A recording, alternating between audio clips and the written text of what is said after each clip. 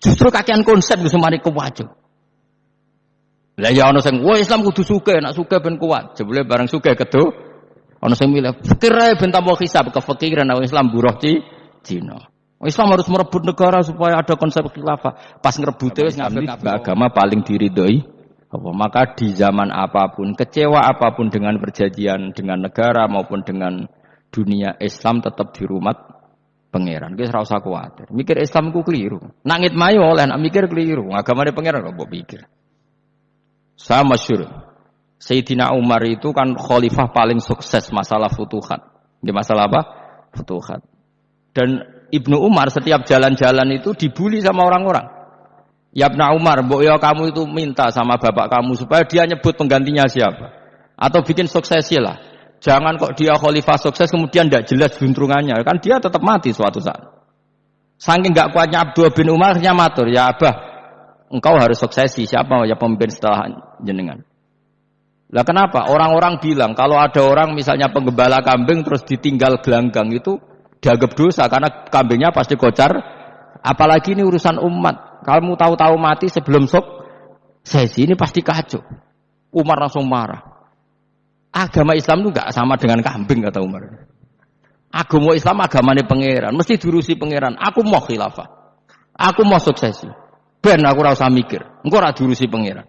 Jadi Umar itu justru saking hormatnya sama Islam itu dengan cara enggak mau mikir Islam. Enggak mikir berarti enggak khidmah ya, tetap mengkhidmati Islam. Seperti saya ini kan yang khidmati Islam lewat mulang. Tapi aku ora tahu mikir nasib Islam. Lho Islam ora kondang piye? Ditinggal Abu Bakar mlaku, Umar mlaku. Wali songo mbek kowe rak mulya wali songo. Saiki durus mudin yo mlaku, durus KUA yo mlaku. Durus mubalek sing kadang matre ku yo mlaku. Berapa kiai sing dadi oknum perkara proposal? Ya agama yo mlaku. Wong bapak udah kanca kiai ku mudin, anake mondok. Bareng saking suwene dadi mudin, zaman iku mudin urung untuk gaji kon negara. Anake njuk dhuwit mending spontan. Cung ora ono mati kok njuk dhuwit.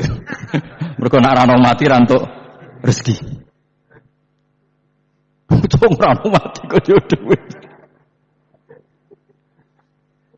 Ngono iku agama ya ra piye-piye coba. Mergo agama iki diurusi Allah. Ayo nabi palsu ping pira wae mulai Musailama sampai Musaddaq sampai Lia Eden kurang lagi mulai wali palsu koyo Rama Dosa apa Rama sapa iku kowe ana kabeh ora masalah. Uni Soviet kayak apa mengkooptasi Ceknya Uzbek akhirnya ya kalah Uni Soviet. Saiki Ceknya Uzbek dadi negara napa Islam kayak apa Donald Trump Islamfobia tapi sekarang orang Amerika malah berbondong-bondong masuk napa Islam kayak mbok pikir malah Islam mbok konsepi malah rusak. Mergo terus di metodologi. Harusnya penyebaran Islam tuh begini. Harusnya mbahmu kira pangeran kok muni harusnya. Wong Islam kadang mlaku ya lewat mudin, lewat. Saya tuh punya santri ini kisah nyata. Itu lahirnya di Bali. Itu bisa baca Fathul Mu'in. Lahirnya di Bali. Bahkan dia ketika SD ku tukang mimpin lagu Hindu. Lagu Bali apa Hindu apa Buddha? Hindu. Karena dia ketua kelas, tapi Islam. Semua comuin. Jadi kayak gede. Gara-gara apa? Jadi babah itu bakul sate neng Bali. Ya bakul sate berhubung sukses, ponakane misalnya ini diajak orang Madura kan gitu. Aslinya orang Madura. Setelah kampung itu menjadi kampung Muslim lama-lama berkebutuhan punya masjid. Berhubung wis anake kiai ana masjid mosok ora wong alim. Akhirnya anake dipondokno di Jawa. Pondokno di Jawa iso maca muin terus ngaji sama saya. Jadi saya neng Bali kok ana wong ora muin, ya ana santrine di Bali maca Fathul Muin. Ning Jawa kadang wong ora iso maca muin. Dadi terima bakal sate muter terus. Era putu. Kayak Islam di Indonesia gara-gara pedagang Gujarat. Meskipun sejarah itu diperdebatkan ya gara-gara dagang. Karena mereka muslim ya akhirnya menyebarkan apa? Islam. Jadi semudah itu Allah. Termasuk konflik Ali bin Muawiyah itu barokahnya sama susahnya konflik itu masih banyak barokahnya. Sayyidina Ali sama Sayyidina Muawiyah karena kita ahli sunnah ya tidak menyalahkan salah satu madzhab ahli sunnah ini. Itu barokahnya beliau konflik itu banyak sahabat yang migrasi. Ada yang ke Cina, ada yang kemana-mana. Termasuk yang diyakini para sejarawan ada yang ke Selat Malaka. Termasuk akhirnya sampai ke Baros ini. Barokahnya orang nggak nyaman di Yaman itu di Syria sama di Irak. Akhirnya Islam menyebar. Oh sudah. Andai kan nggak ada konflik itu, mungkin penyebarannya juga lambat. Makanya saya bolak-balik bilang, setan itu ya ono goblok. Gomkor melok ngaji saiki. Nah, setan ora goblok piye? Kalau ada anaknya kiai 5 lanang kabeh sih, alim kabeh iku didu. Mergo rebutan pondokin induk. Aslinya pondok satu titik di desa itu. Misalnya yang beduan ya di meja. Gara-gara tuh konflik itu terus sing sitok minggat ning Kalimantan. Gara-gara anak kiai yo gawe pondok ning Kalimantan. Sitok minggat ning Sumatera, anak kiai yo gawe pondok ning Sumatera. Cara setane gak ngedu, malah pondok tetap satu titik. Tapi setan itu goblok, ora roh, akibat ngene iku ora roh.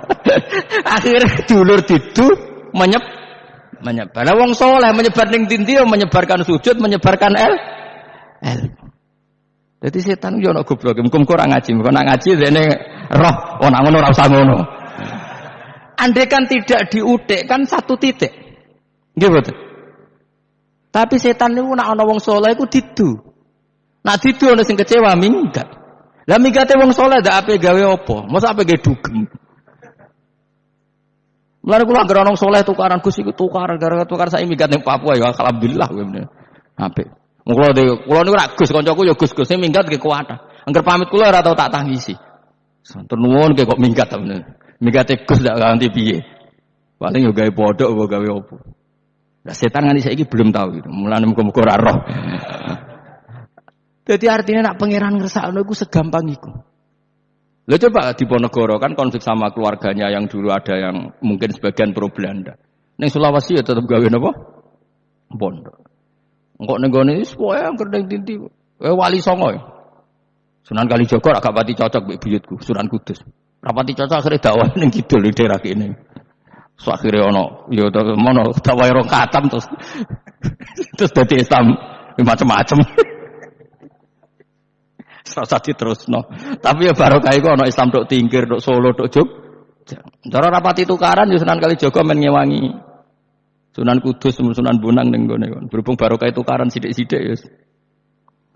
Jadi bahasa saya itu buyut-buyut itu Sunan Kudus itu luwih dukung Arya napa? Penangsang. Sing Kalijaga dukung wong kene so. Sutawijaya. Wis mbok lho, pokoke ora usah diterus-terusno. Pokoke saiki wong Jogja diulang Kudus, buyut-buyut kula niku tiyang Kudus. Wis ora usah dijero-jerono. Nek jelas barokah. Mau ora tukaran ya utak-utak ning Pantura. Barokah tukaran ya, Dok. Ya itu. Tapi ora usah terus nak ngono tukaran barokah ora usah muni ngono. Pokoke nek pengen sing ngersakno kabeh barokah. Tapi ora usah diciptakan. Ana suami istri pegatan terus. Ya kadang ya barokah sing wedok untuk bojo luwih bener. Akhirnya alhamdulillah saiki bojoku apik. Padahal sing lanang tau GR, nak pegat iso apa? Ya piye malah apik. Iku pangeran. Makanya mikir Islam yo mikir. Sekarang kan ndak orang terlalu semangat Islam terus dia konsep Islam harus menguasai negara, akhirnya memaksakan jadi pemimpin. Sing Islam harus kultural. Akhirnya kejawen Islami. Muat Islam kudu kaya, jebule kedonyan ndeknane ora. Islam kudu fakir, bebas hisab, kefikiran akhirnya buruh Cina. Justru kakean konsep bisa mari kuwajo. Lah ya ana sing, "Wah Islam kudu sugih, nek sugih ben kuat." Jebule bareng sugih kedo, ana sing milih fakir ae ben tambah hisab, kefikiran Islam buruh Cina. Islam harus merebut negara supaya ada konsep khilafah. Pas ngrebute wis ngafir-ngafir wong akeh. Pas prosesnya wis dadekno perkara. Islam harus kultural, jebule main-main gong wae malah sindenan terus. Ra sida dakwah, mergo kakean apa? Kultural ora usah dikonsep, wis ben mlaku. Pangeran dhewe sing ngatur Islam. Kayak apa agama ini pernah ditinggal orang-orang terbaik. Mulai para sahabat tabiin sampai wali songo, nyatanya tetap berjalan. Iku nunjukno agama ini diurusi Allah Subhanahu wa taala. Napa khidmah wae. Kayak saya yang mengkhidmah Islam. Khidmah itu berbakti memberi pelayanan pada Islam. Tapi ra usah ngrasa mimpin apa Islam, apalagi membuat konsep untuk Islam. Justru konsep kita ini nanti yang merusak. Karena tadi ngendikan ulama-ulama wa inna minal ilmi la jahlan. Kadang ilmu itu tetap melahirkan kebodohan. Kenapa? Ketika ulama ditanya innalil ilmi tuhyanan ka tuhyanil mal. Karena ilmu itu punya keangkuhan, kelajutan kayak lajutnya harta. Misalnya gini, saya seorang faqih. Ditanya sesuatu yang tidak mendesak pun saya jawab hanya karena mempertahankan kredibilitas saya sebagai seorang faqih. Padahal jawaban saya itu malah bahaya bagi Islam. Misalnya gini contoh gampang. Ada orang misalnya Ruhin baru tobat, dia sholatnya salah, rukuknya salah. Terus saya ditanya sama Fauzi, Gus sholatnya Ruhin sah apa enggak? Wong dia enggak memenuhi syarat dan rukun. Tentu saya sesuai disiplin fikih saya bilang enggak sah.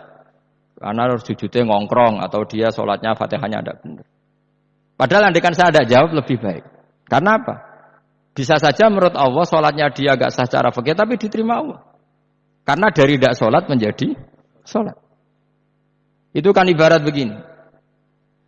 Orang makan tela yang agak-agak beracun tapi tidak racun yang mematikan. Itu baik apa enggak? Ya tidak baik jawabannya. Tapi kalau bandingannya daripada tidak makan sama sekali, tentu baik makan. Nah, kesalahan itu yang makanya kata Imam Ghazali, kesalahan itu yang dialami para fuqaha mu'asirun sekarang. Setiap pertanyaan itu dijawab. Dan ironisnya karena sesuai disiplin.